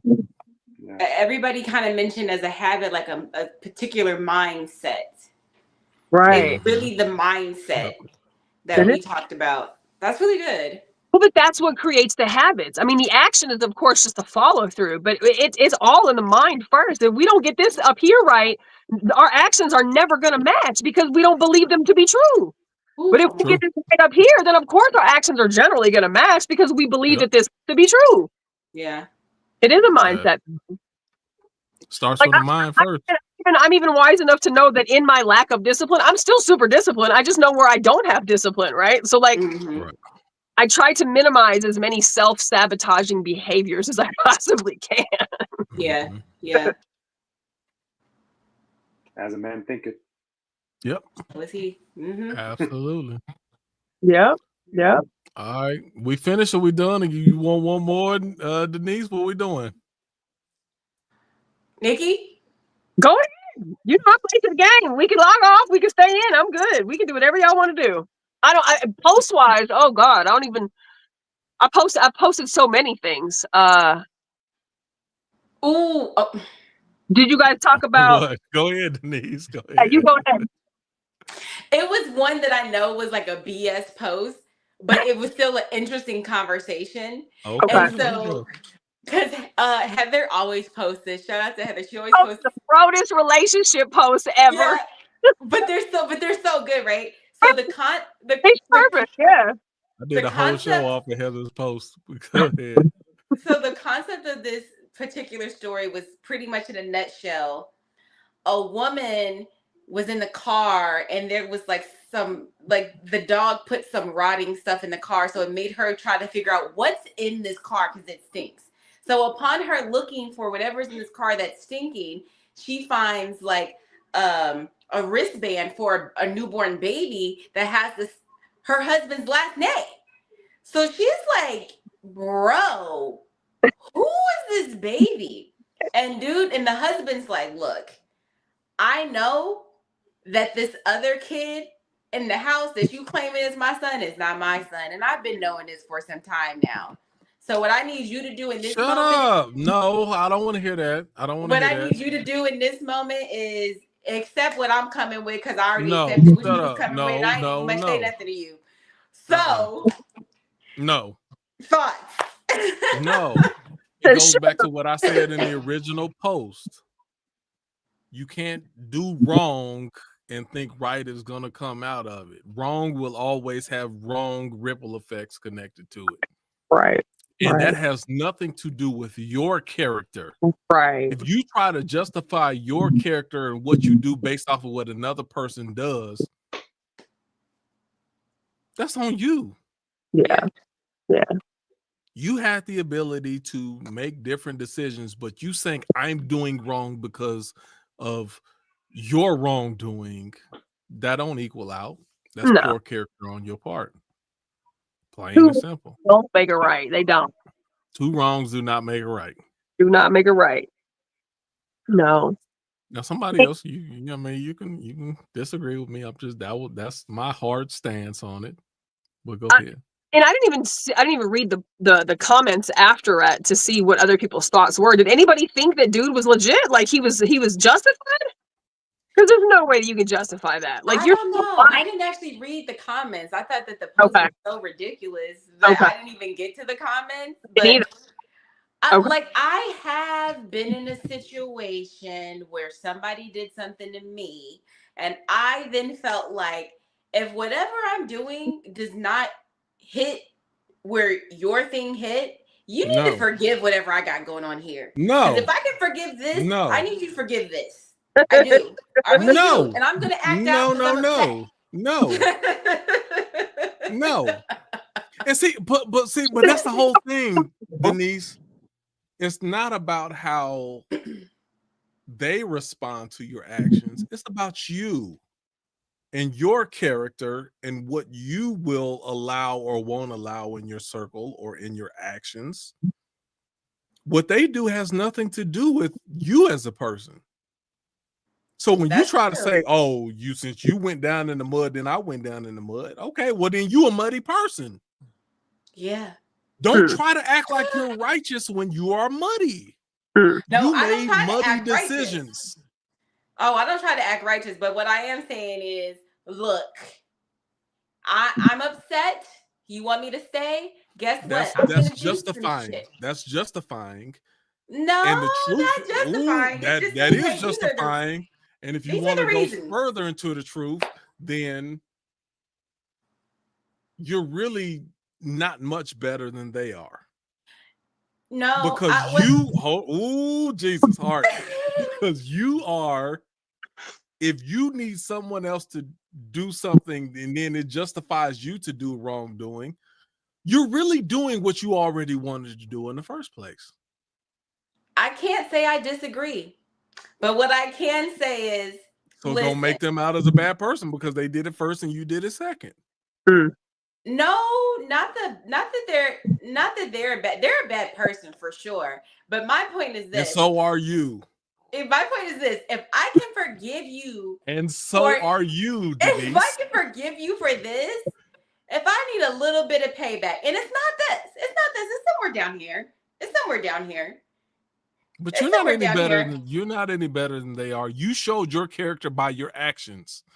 And for you to use the excuse that their actions force you to do counter actions, it's incorrect and it's false. And that was just a justification to do what you already wanted to do. So, and Nikki will probably say this, if you're a cheater, then you're a cheater. Oh, no, I'm not saying I'm cheating. If somebody else cheats on you, and then you decide to cheat because they cheated, then you're just a cheater too. Because a real person who is not a cheater, regardless of what the other person is going to do, they're not going to be a cheater. They're just going to get out the relationship. But they're not going to be a cheater. Cheat on you, but I might talk to you a little crazy and expect you to take that. No. Until I get over this. No.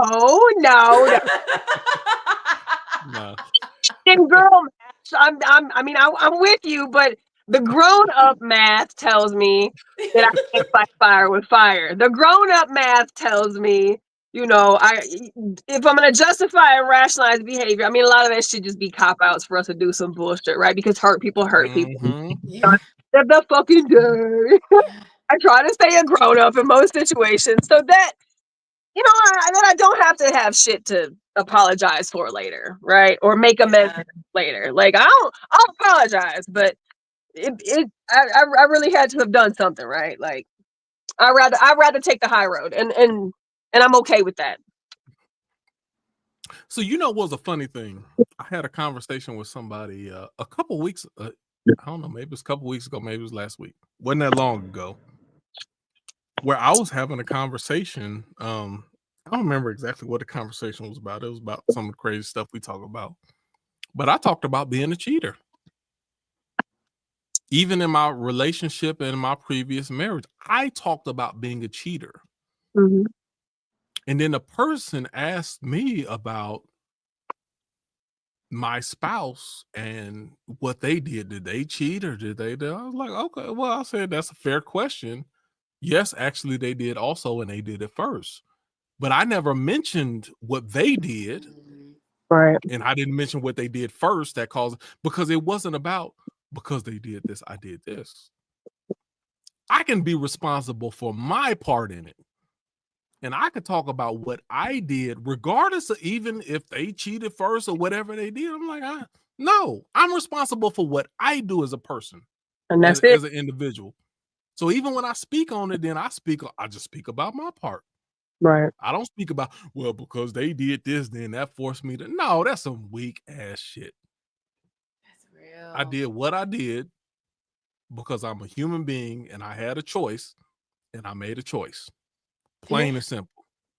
It don't matter what they did first. It don't matter what they did. And no, what they did doesn't, because whatever they do, if I attribute my actions to what they did, it makes me a lesser individual. It makes me more insecure. It makes me more out of control of my own decisions. I'm in control of all of my decisions, good or bad. Mm-hmm. And I'll take accountability for all of my decisions, good or bad, no matter what they did. That's good. So even when I talk about my indiscretions, I don't even speak on my ex-wife and what she did. Right. I just speak about what I did and the choices that I made, because that's what I have control over. And that's all we have control over. That's all we got control over.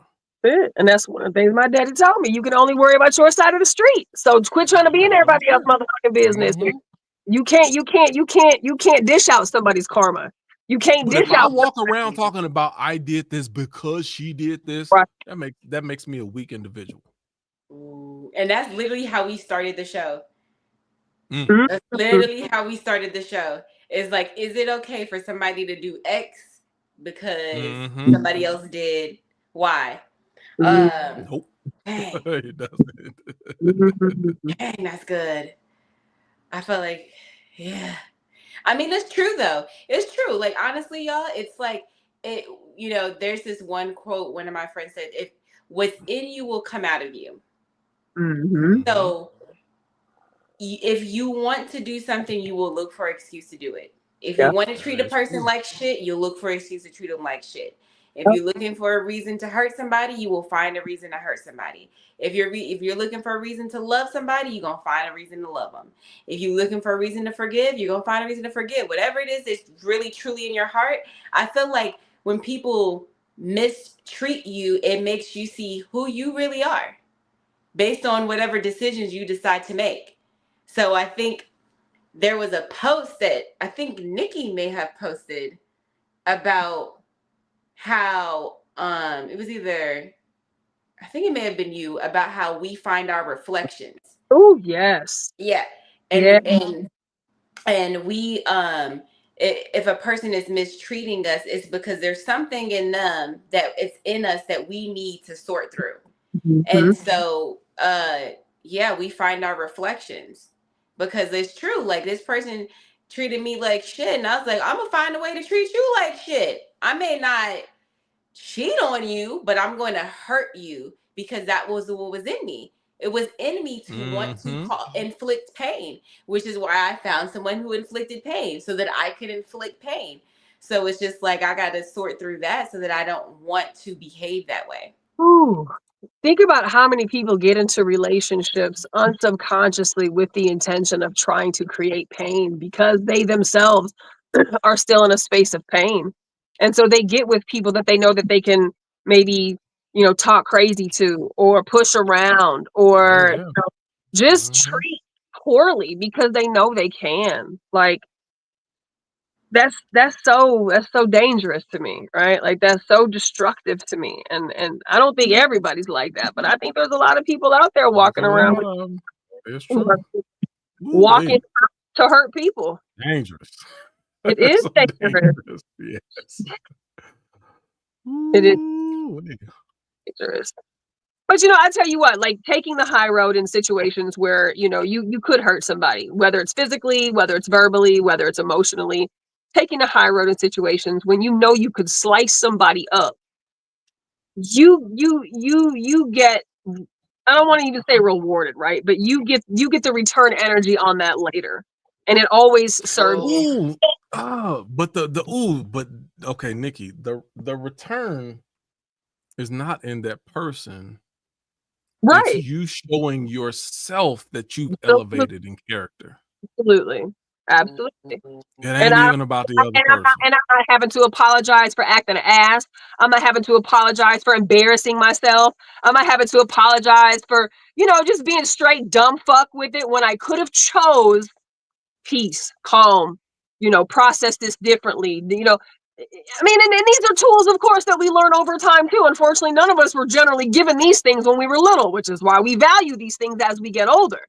But it just pays off so much more to have the discipline, to have the knowledge, to have the wherewithal to say, you know what, let me back the fuck up, do some accountability. It just, the rewards come so much greater. And they say it's greater later, and it really, really is. It's so much better later. Ooh, self-sabotage can be challenged consistently with my ex-wife. I get challenged consistently. Yeah. All of just the dumbest stuff. Oh my God, it's so dumb. But it's not even, that's not my focus. My focus is me staying with myself. The choices, the actions, the options I do is based on what I want to do and not what someone else forced me or coerced me to do. And it's so, oh my God, if you only knew the whole story, it's so easy to get coerced into making different decisions. But then I have to go back and ask myself, Q, is that what you really wanted to do, or did someone pull your strings and get you to do something that was really outside of your character? And that's when I get upset. I'm like, Q, that's not me. Even if I flip out, and this is several years ago, I'm flipping out, I'm ready to cuss you out, I'm ready to do, because you are doing some real wild stuff. Right. But it wasn't in my character to do. You pulled me out of my character. Now I'm upset with myself because I allowed someone else to cause me to be something else other than what I really wanted to be. So my whole focus is I want to be me at all times. Even when you're doing the most ratchet, foul, evil, wicked-ish that I can imagine, I always want to be myself. Yeah. I let That's God so deal good. with it. Yeah. I deal with that on the Yeah. You have no idea. I'm dealing with stuff literally right now that I just have to be like, yo, what type of person do you want to be? Do you want to get down in the mud with this person, or do you want to elevate? I want to be somebody of a higher character. It ain't easy. No, but I think also for us, easy. Us as parents, also knowing that some of these troubling relationships are with our fucking co-parent, and I'm sure for you it's the same thing. My goal is to make sure that however they see the both of us, that I know exactly how they see me. I can't control how they see him. I can't control what he does. I can't control a bitch ass thing about what he does. but I know I can control me. And I know one day all of my children will be old enough and be adult enough and will have the tools that I've been able to give Right. to them to know that we know who stood where, right? And that's all, that's all I care about, and my Ooh-wee. that makes them become better humans as they get older too, because they have this other person to look up to who doesn't crash out, who still maintains, integrity in situations where I could burn this motherfucker down, but I'm just gonna not. And then eventually, somehow, we magically get a new place to live, and we magically this, and we magically that, and we fucking magically this, and so the rewards come later for better behavior. It just, Nikki, let me tell you you got something, Nikki. to practice that shit. Let me tell you something, Nikki. I'm always paying attention. Always paying attention. And as much as I don't talk about it, the stuff that I deal with is a very sensitive subject for me. Sure. And to watch you deal with what you deal with, the way that you deal with it, it does not go unnoticed. And I definitely I have a different level of respect for you in a whole different arena that I don't speak about. And it speaks to your character. It speaks to who you are as a human being, as an individual. Mm. And even faith that would be easy for me to lose in people or even the opposite gender. You sustain a level of faith in me to say that all people are not like that. Mm. So all I just say is I appreciate you. Again, Mm. I pay attention to examples and the things that's not said. I really pay attention to a lot of stuff. So I appreciate that. And things like just the way that you operate, it allows me to handle things in a different situation, because everybody's, no matter what I'm going through, everybody ain't like that.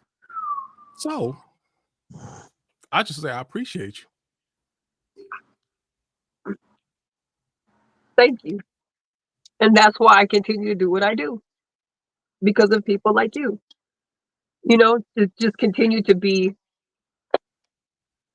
just, I don't even know what the word is. Just try to stay on the side of righteousness.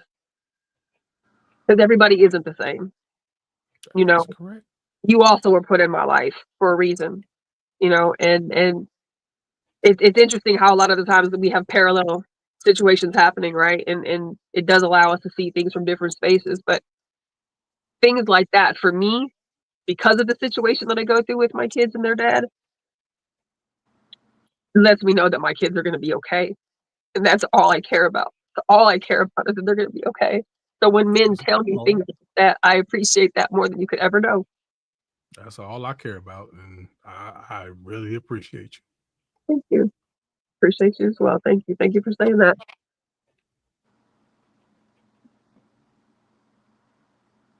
It ain't easy out here. Boy, it ain't easy out here. It is not easy out here. Whoo. And this parenting thing ain't no joke, boy. It ain't easy. No, it ain't. It is not easy. Who got me crying all over the place? Jesus, Lord, have mercy. Yeah. I think I'm in space right now. It's like the last 3 or 4 weeks I've been holding back tears. I'm like, I'm be crying for the next 3 or 4 weeks. You right. I don't know what's going. Like, hey, it's just time. Whatever. Vulnerability journey. It's a beautiful thing. Like, it is so beautiful because that's your body saying, "Listen to me." Like I'm talking to you. Like, and to the vulnerability topic, like there's so much power in vulnerability. There just is, and you can't. There's no way that you can explain that until you're in it and you're feeling it and you're actually giving it credit for what it is, that I can own my emotions and I'm okay with my emotions. Yeah. And so oftentimes we're been told that we can't have emotions. We shouldn't show them. I hugged my son today, and I could feel in him that he was sad. And I was like, "Are Right. you okay?" And he's like, "I'm sad." And I was like, "I'm so glad that you could vocalize to me that you're sad. So now we can Right. talk about why you're sad." And how many boys are told they can't be sad? How many boys Right. are told they can't cry? How many boys are told, "Shut the fuck up, quit whining, da da da da"? Like, how many boys are told that it's not okay to be emotional? Like, yes, it is okay to be emotional. This is how we Right. gaps. This is how we heal hearts. This is how we Right. grow. I'm all about it. I'm all about it. I was just telling somebody It's yesterday, I'm not a crazy. cry. I was like, "I'm not a crybaby. Here I am crying."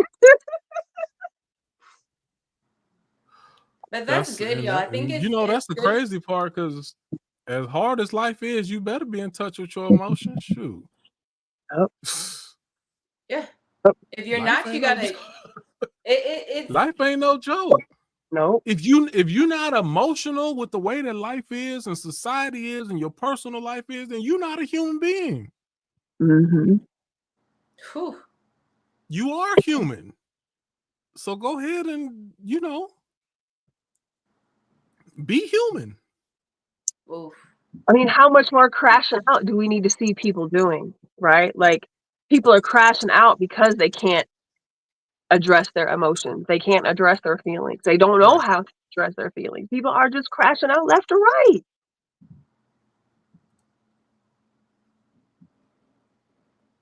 And you're right. That's exactly what the crash out is about. It's about it's if we really break it down, because I am minimizing crash out culture by just calling it crash out culture. But Right. what it is that it's like we are in a mental health like epidemic right now. Yeah. Like and it's being completely unacknowledged. Right. And Yep. it's being championed. And I think it's because people are seeing themselves in the crash outs, because everybody is on the edge of almost. And Losing it they. just takes the right situation for a person to just go. And I think what needs to happen is we need to talk more. We need to really Right. say, hey, I am feeling these things. And not only do people need to be able to say they are feeling these things, somebody needs to be on the other side of that thing saying, I hear you. Mm, Right. Mm-hmm. I mm-hmm, understand you. mm-hmm, I see you. Yep. mm, I acknowledge you. Your mm. feelings are valid. Ooh, This is understandable. words Mm-hmm. some people have never even heard before, Denise.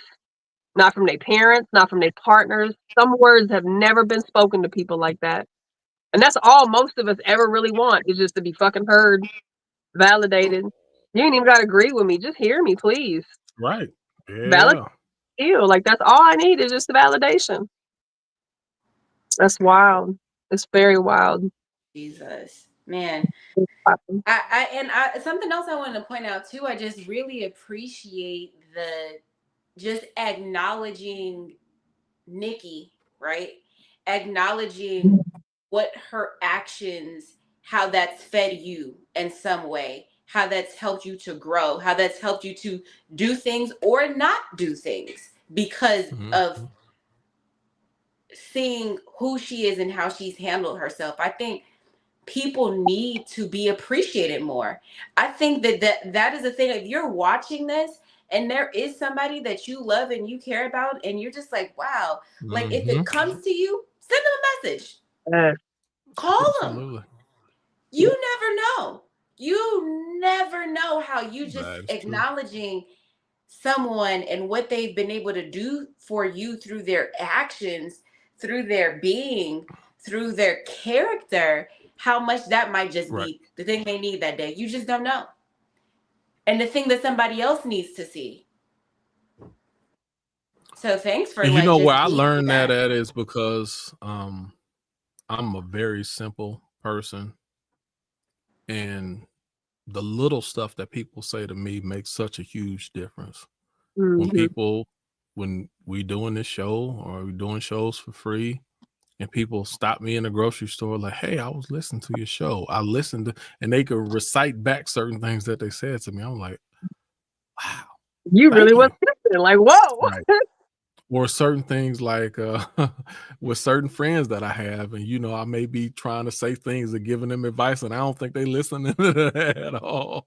And then they'll come back, yeah, I remember you said such and such, and I've been doing this. And I'm like, oh, I had no idea you were actually listening to me. I thought it was going through one ear and out the other, and I was at the verge of being like, look, I ain't gonna even, you know, for the sake of our relationship, I ain't gonna go no deeper into it. But not only were you listening, you've been adhering to it, and you've been paying attention. Like, all of those little things make a huge difference, and compliments, and people tell me keep doing what you're doing, and I'm proud of you. All of that stuff. Like, it's little stuff that make a huge difference to me. And when it makes a huge difference to me, then I know that those words make a difference to someone else. So I want to take the opportunity to let them know every chance I get, because when people bring it to me, it's everything to me. Right. Everything.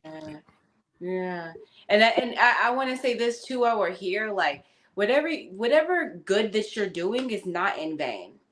You know what I mean? Because sometimes you could be doing a lot of good things and you're like, is that not going anywhere? Is anything happening? Like what am I doing? It's not in vain. You know, and everything that you're doing, like some stuff is just priceless. And there's no monetary or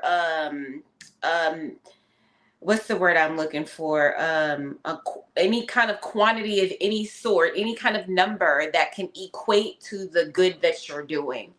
It's life changing, because you never know how, again, to the point earlier, with Q watching what you're doing, how that's going to affect his whole entire family life. And then how that dynamic is going to affect how his kids behave and what they do, etc. The show. There's so many people who probably watched this show that maybe was going to crash out, or maybe was going to make a certain kind of decision, and they're thinking about something differently. Or maybe just how they're interacting with another individual. Maybe they have a better understanding of a person that they never had before, because they're seeing it come from people who are unbiased to their particular situation. And these are just the people who may have said something to you. There's a ton of people who will never comment, who will never like, who will never share. And it's not because it's a lack of support. That's just how they operate, who may be benefiting from that. But if you are benefiting from this and you would like to comment, share, tell somebody that you know, like if it's helping you, it'll help somebody else. So please, like, share this knowledge. Even if you don't share our page or share one of our videos, at least share what you've learned. Yeah. You know what I mean? But At not least just do that, not just that, Denise. The showing you the range of that's not how everybody is. Because it's oftentimes your personal experience will be the prevailing experience. And I've dealt this with a lot of people. Their personal experience is the experience that they carry further than anything else. And they'll say, well, men are like this, or men are like this, and and it's based off of their personal experience. But the truth is, they just don't have a wide enough range to know that, no, that's not how all people operate. But it's easy to fall into. Like, I can get real jaded. A lot of dealing with what I'm dealing with, I can get real jaded and be like, it can give me a negative view of women and mothers in general. Like, y'all don't care about us. Y'all ain't like, it's like y'all don't give a shit. Like, it can just throw you off, and it throw your mind in an area that's not realistic. It's just personal to your experience. But you need other people to balance out that, to say, no, this is the experience I'm going through, but not everybody's like that. And anybody who I run into who's going through this experience, I don't have a prejudice against them based on my experience, because it's easy to do. Yes. And a lot of people do it, like, oh, all men, y'all just think. No, it's a lot of men out here that's fighting for their children. Right. And there's a lot of them that ain't shit too. Right.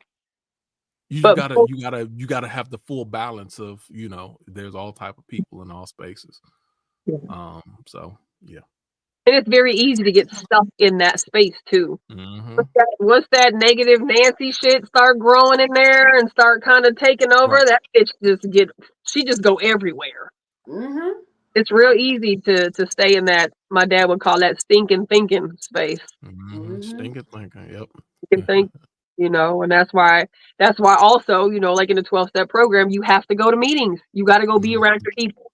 You got to go get around your people, get your spirit fed, hear what needs to be heard, be accepted, be validated, be loved, know that I've fucked up greatly, but I can still come back as long as I do the things I'm supposed to do and make retribution where I'm supposed to make retribution and continue to live my life properly. It may not always go the way I want, but again, I can control the things I can control, and I'm okay with that. Not doing additional damage is my goal, Ooh. Not doing additional damage. Yeah. And that don't mean that I can prevent it from being done to me, because I'm not in control of another human being. But you don't have to be the one to perpetuate. But I don't have to be the one putting it out there. Yep. That goes back to what I was saying in the first scenario that we had, Denise. Mm-hmm. I'm happy to watch. I mean, I'm gonna go watch anyway, but I'm gonna have to go see what y'all talked about. I'm so curious to see which post y'all picked, because there was so many posts. There's been so much. We only talked about like 2 of them. I think we only got the 2 that posts. part. Maybe 3. I think we did 3 total. Okay. I think we only did 2. I don't know what the third one is. I think we only did 2. There's so many good posts, and I don't know if you already told people to go to the page and read, but there's a lot of good. There isn't a bunch of dialogue happening right now, but there's a lot of folks posting a lot of different things. So, even if for the sake of, like you said, Denise, even if it's just for the sake of like just learning new information, gaining information, different perspectives, like we always have the variety of things on the Facebook page, and it's just I like to post things that are food for thought for the most part, and whether we get into dialogue or not is irrelevant. But I was curious to see which post y'all picked for tonight. Oh, so. I know what they are. The first one was the man who did the retaliation on the cop. Oh, yeah, Rodney. That was one of them. Rodney. The second one was, do your kids owe you? Oh, I hate I missed that. Did we have a third one? I don't think we had a third. Yes, we just got off of it. Yeah. The scenario with the breakdown of the habits. No, not that one. It was the same concept of the first one, which was the girl who was trying to figure out if she wanted to leave, if she should leave or not, because her husband had a side baby. So we got 3 of them in. Yeah, 30 minutes apiece. That's a good. Well, shoot. Well, we had 2 hours, so it wasn't 30 minutes apiece, but I can't wait to see what y'all said about Rodney, because I mean, how did y'all feel about him? No, we ain't going back. Because Nikki, you see my story for the last 2 days. You know how Nikki burned it all down. Nikki's you know how I feel. Terrible. Oh, look, I told my boy yesterday the only thing he did wrong was not take out more of them. So you know how exactly. See, terrible. All right, no. Got all of them, goddamn. Oh Lord. All right. Well, we had 2 hours. Is we allowed to we good. Yeah, I think we did it. We did the thing. Thanks for flowers tonight, y'all. I appreciate the love. That was absolutely great icing on a rather fucked up day. So I appreciate y'all. I'm glad I came tonight, as I'm always glad. I sat on the couch and I was like, no, let me go log in. So we're glad you came too, Nikki. Yeah, I'm glad that you guys were here tonight, and I'm glad that we got to have some conversation. I definitely look forward to next week. We have great topics planned for the next couple weeks, so we got some good shit coming. And then before you know it, it'll be the last day again. And they will the spinners. So we'll probably do spinners the next time as well, because there's some folks from there who were like, "No, it was really a good. We had a good session last week. It was really, really, really good. Really enjoyable. Good food, good drinks, good hospitality. They held it down for us. It was. Yeah, they were like, are you coming every Tuesday? I'm like, well, no, but we can. What did you All depend, yeah. But No. okay, well, speaking of guys, if you have any topic ideas that you want to come up with, we've been doing this for a long time, and most of us has felt like we've talked about everything under the sun. So anything new that you have to bring to the table, we're always open and looking forward to talk about it. So any subject that you thought, either send it to Free Thinkers. You can DM myself, or you could DM Nikki or Denise, and more than likely we're gonna talk about it because we're always looking for new things to talk about. So just send us your ideas, and whether you come on or not, we prefer you come on, but send us ideas anyway, and we'll be on there. Like I said, very good conversations that we have in person at the last week of the month. Make sure that you join the Facebook page. There's these are a few of the topics that we that were on the Facebook page, but there's so many other topics. I mean, this was only the tip of the iceberg as far as topics that are on the page that we didn't get to touch on and discover, but we beat it up in the chats as well in the comment section. So make sure you go to the Free Thinkers page. And as a backup, make sure you join our YouTube page as well, because there's already things that's going on in the Facebook universe that we got to be ready to pivot at any moment in time. So make sure that you just you're connected to all of our platforms where you can find us. So catch us on any of those platforms. Outside of that, I think that's all we got. We good? We good. All right. Have a good night. Good night, See y'all. y'all next time. Later. Bye, y'all.